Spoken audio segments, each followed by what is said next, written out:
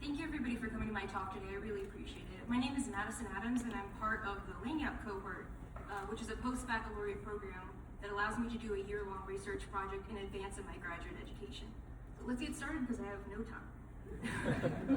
So for a long time, full appendage regeneration after amputation at the complex endoskeletal structure at the base of the fin, which is, here's the limb, here's the base of the fin, right here, amputation, was thought to be rare across bony fish groups, like the Osteichthyes parent group right here.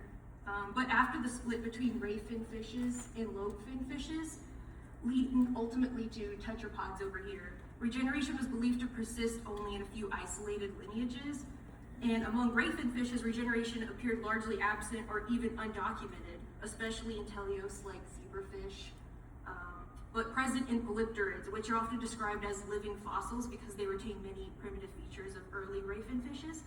But on the lobe fin side over here, regeneration is retained in salamanders, tadpoles, as well as lungfish. But lungfish are especially interesting because they are the closest living water-dwelling relatives of salamanders.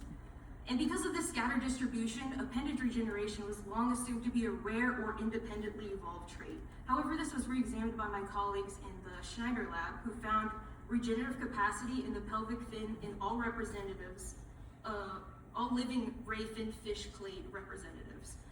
So this was the case with varying degrees of success. Of course, not all species could regenerate the entire fin.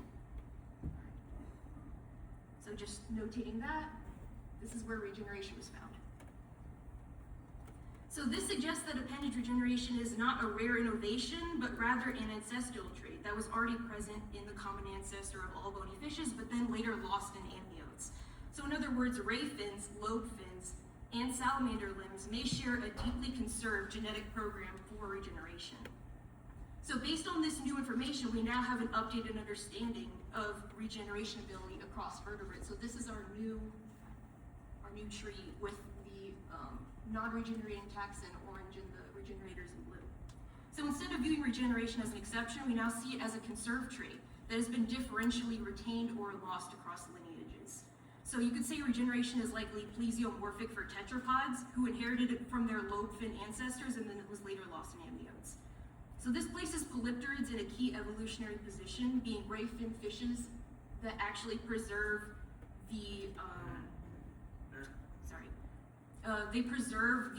ability to regenerate their complex endoskeletal bone structure as well as their full ray fin. And together together lungfish and polypterids, because of their ability to regenerate their full fins, as well as axolotl salamanders, because they can regenerate their full limbs. These three serve as powerful comparative models to explore vertebrate regeneration mechanisms conserved between fish as well as tetrapods. So in my year-long research fellowship, I am investigating regeneration through the lens of oxygen management using a polypterid, Senegal Bashir, and West African lungfish.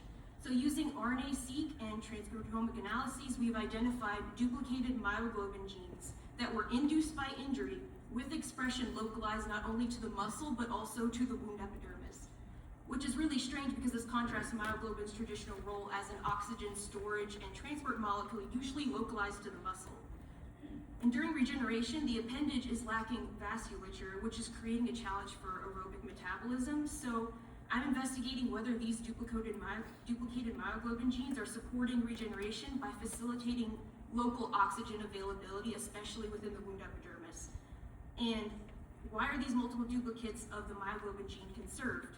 What are their roles during regeneration? And in contrast, axolotl salamanders have actually lost their myoglobin ortholog.